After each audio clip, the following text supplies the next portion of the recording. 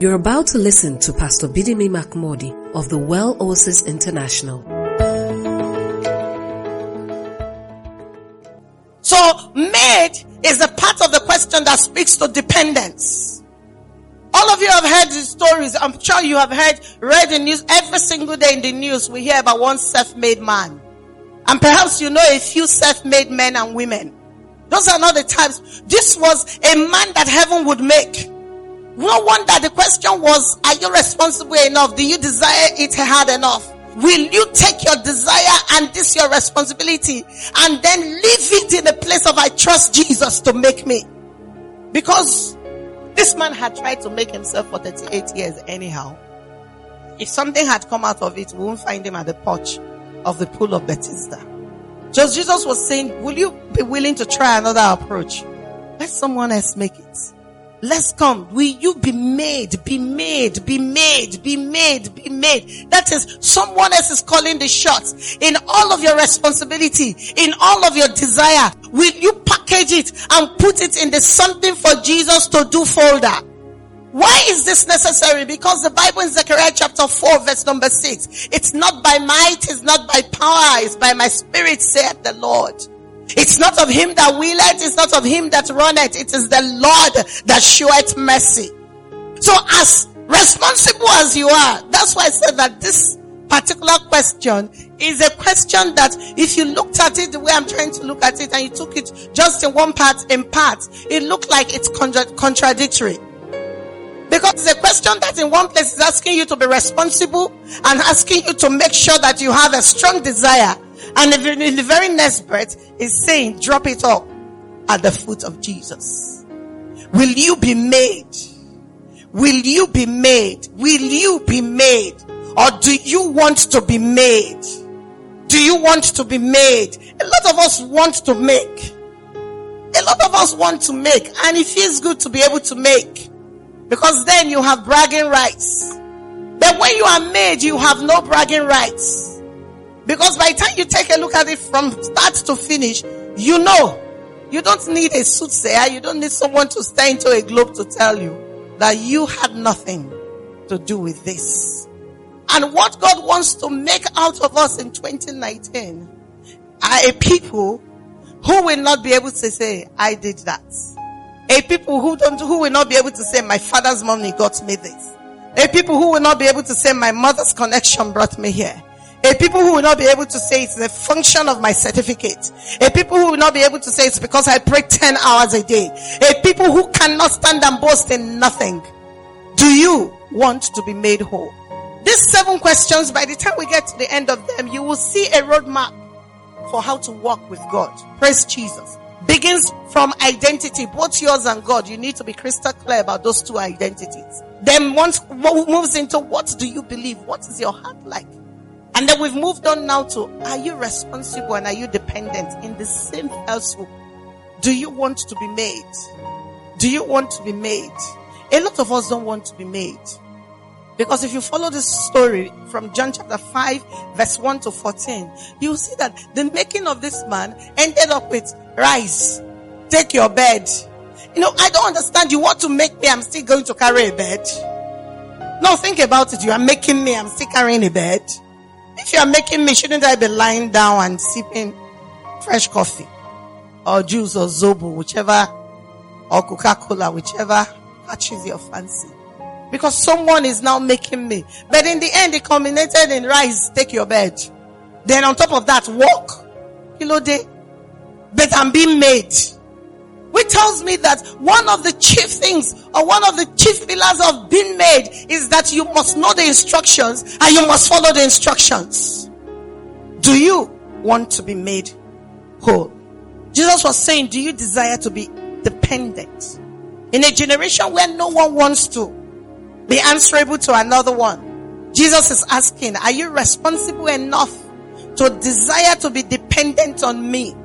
The more I think on this question, the more I realize and recognize that absolutely nothing is at the seams. And the earlier you let that sink into your spirit man, the further you will go on this journey. Nothing is ever as it seems when you walk with God.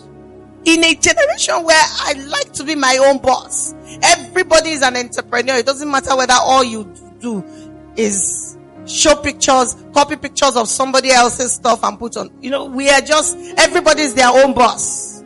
The only problem is when they say bosses come and do what bosses do, we can't. Nobody wants to be answerable to another person. Even when they come and they take your salary, they still think they are all that. Jesus, that is in all his coming. Conversation is not an interesting conversation so far if I was the man lying on the bed paralyzed. It's not going the way I thought it would go. In this day and time, I thought I would think that Jesus would stand in front of me and say, I see the demons. And then he would do something. And I will shake. And people will fall from here to first or third roundabout. And then after that, I will get up. But he comes and he's speaking to Reggie. Do you want to be made whole? What does Oyibo have to do with the fact that someone has been paralyzed for 38 years? The question is, how will this question help my 2019? How is this question? There's a question you must go home. I can't even do justice to it. So you need to go and sit with the Holy Spirit. Let him break it down for you so that you can answer it properly. So that when you get in, it is a journey, but it is one very exciting one. So if we're looking at this story, I would like to ask the man, where exactly is your desire? Where do you want to go? Where are you headed? Now the man is not here to answer. But we did see in the pages of the Bible that his response was, I have no man. I have no man. What's wrong with Bible people? Can't they just answer a simple question? You ask Jesus a question, he will answer another one. Jesus asks them a question, they will answer another one. What's wrong with them? Is it that the English language is not gentle? But the question was, do you want to be made whole? Which brings me to the fourth word, the word whole. Now when you read that scripture and you hear, do you want to be made whole? The tendency is you're thinking, like I said when I started, that I'm not sick. So Jesus asked me a question like, do you want to be rich? Or do you want to be made rich? I have a ready answer for you. This is not the challenge that I have right now. So Jesus, if you ask me a question like, do you want to be married? I have an answer for you. This is not the challenge that I face right now. So if you'd just tweak it a bit and ask me, do you want to be made a mother or a father? Because I'm waiting on the Lord for children. I think I would have an answer for you. Because to be made whole, at the surface, seems like someone is in a hospital bed. Because yes, this question was asked of a paralyzed man, but this question is to you and me today. And if you're in this room, it is because you're not paralyzed, isn't it? And it's also because you are not sick like that. If not, you won't be here. So this question almost does not apply to you and me unless you know what the word whole means.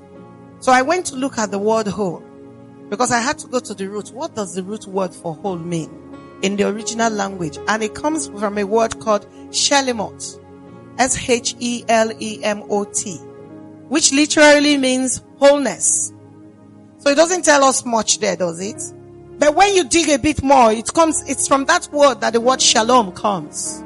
What does shalom mean? Peace. That is just the surface of the word shalom. The word shalom means complete. The entirety. All. Nothing missing. Nothing lacking. Nothing lost. Nothing broken.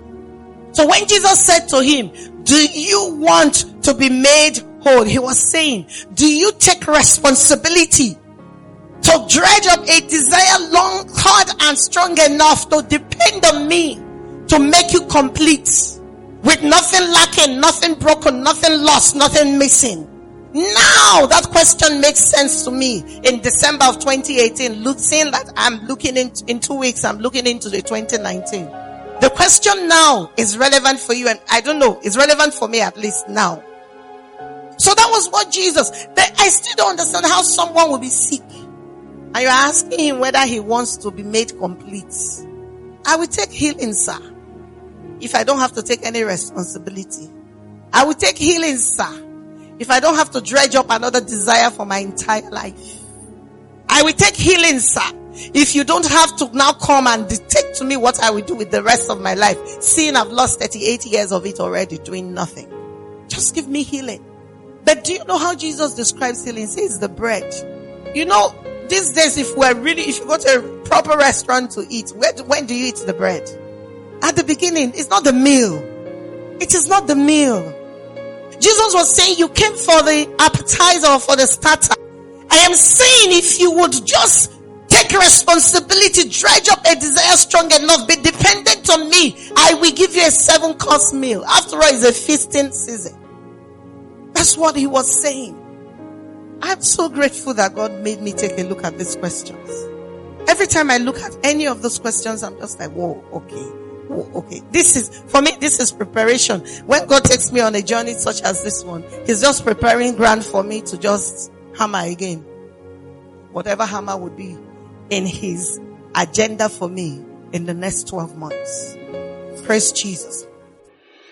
We are the Well. We want to continue this journey with you.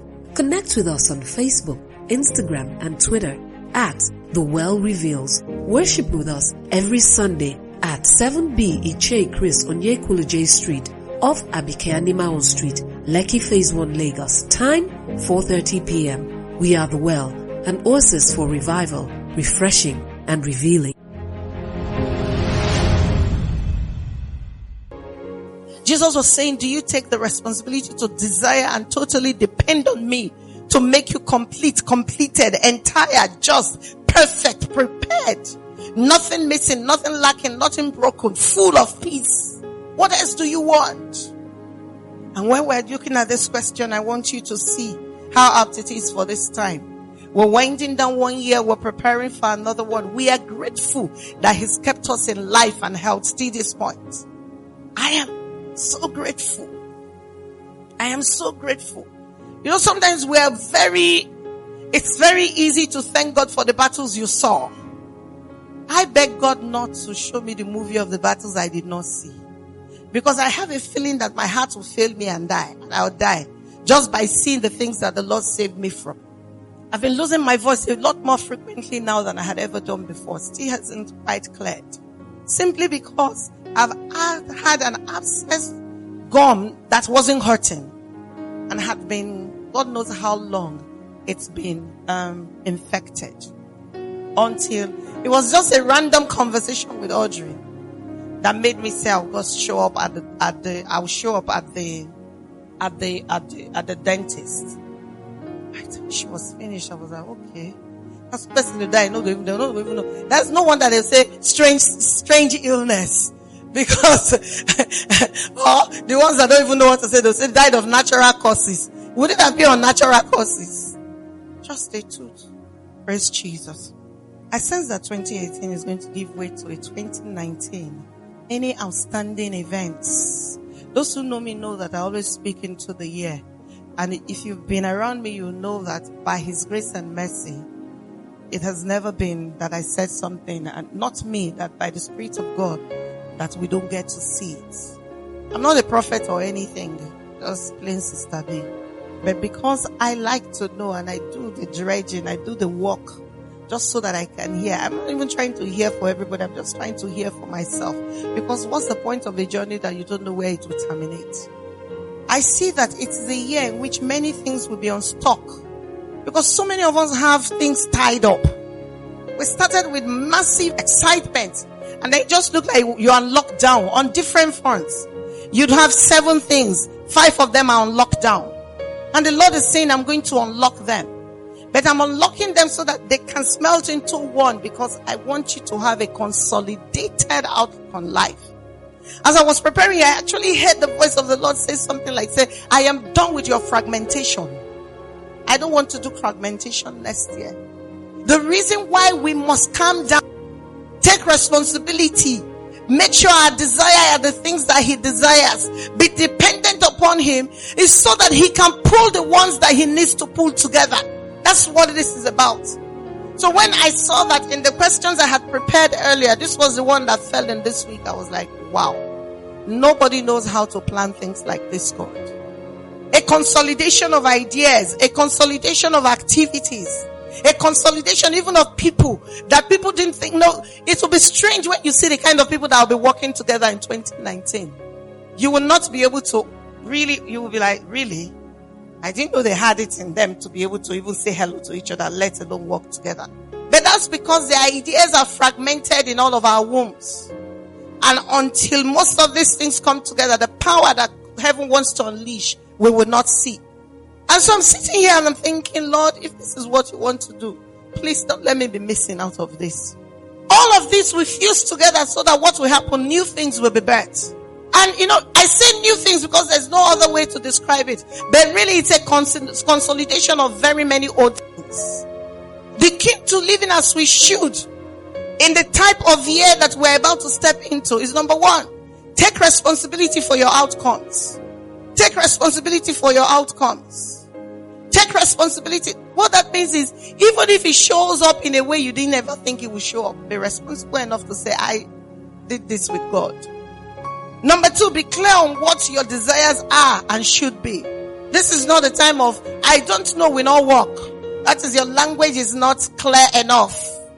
Pay attention to verbiage. What does that mean? When people are talking to you, listen to the words that they are saying to you.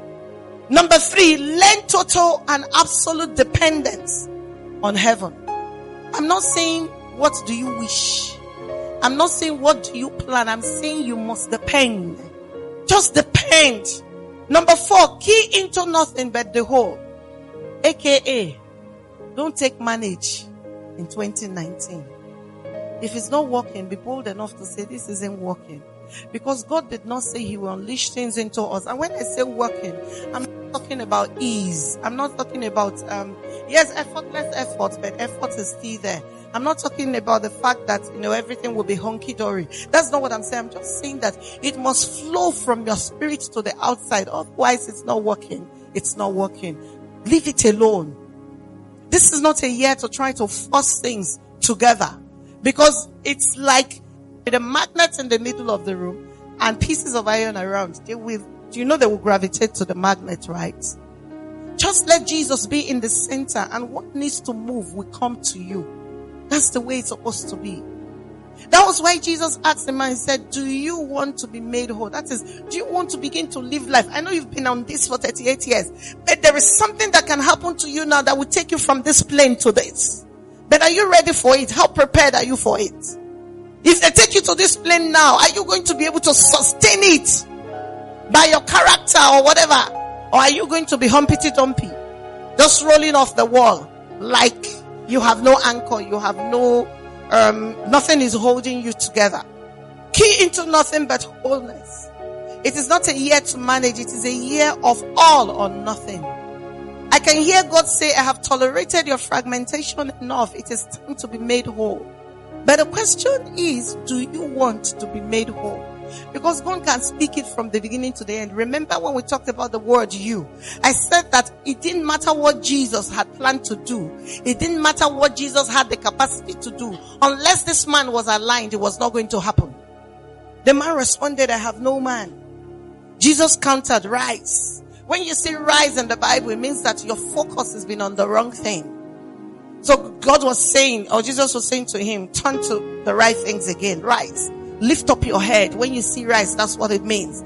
When you see rise in the Bible, he's saying, see what is possible, not what you are used to. When you see rise in the Bible, he's saying, key into newness, not all the dead things you're still carrying back and forth. They are dead. Leave them. Walk away. Then the next thing he said to him, he said, take up.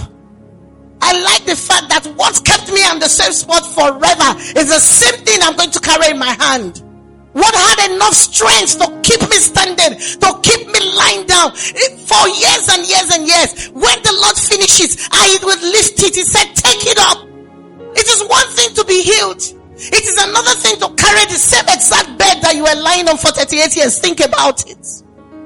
Because what did Jesus say? Say, I will make a public show of them. And if you read further down, you will see that it was not his healing that sparked the conversation. The thing that sparked the conversation was he was carrying the bed. They said, you are carrying bed on Sunday.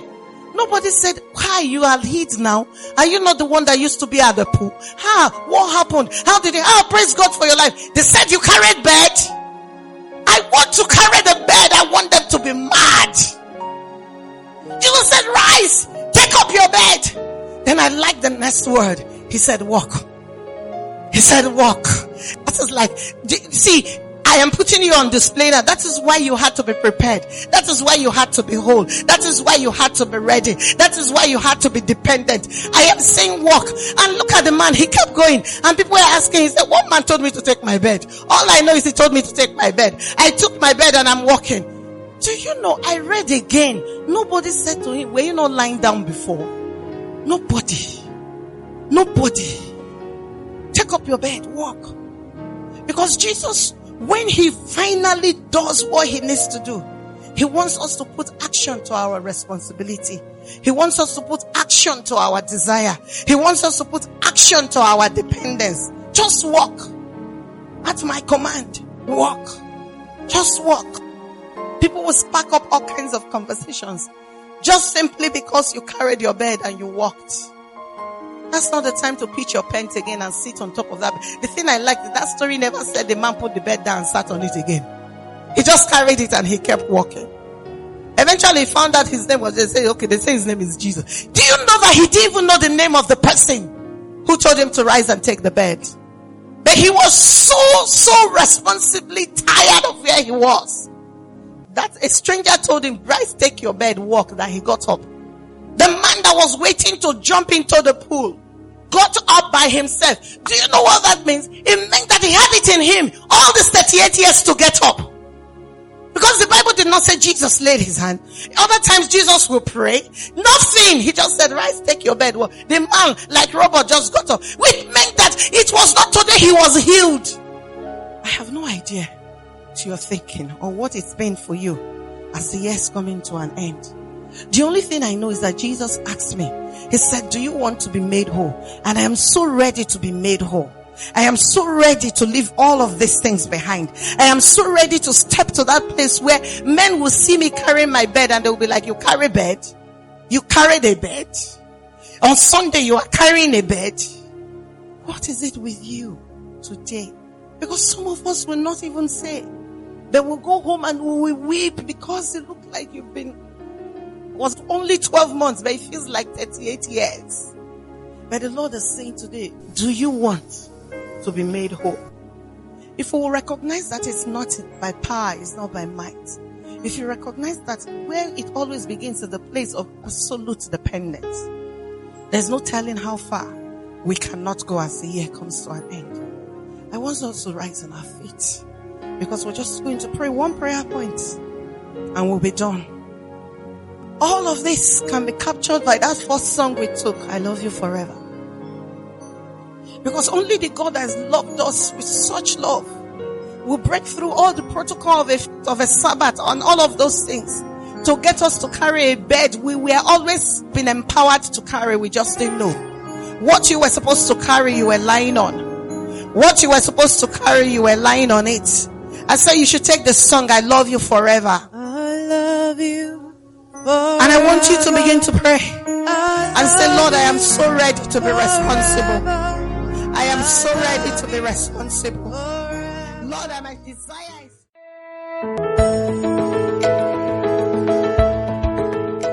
Thank you for listening to Pastor Bidemi Mark-Mordi. Connect with us on Facebook, Instagram, and Twitter at The Well Reveals. We are The Well, an oasis for revival, refreshing, and revealing.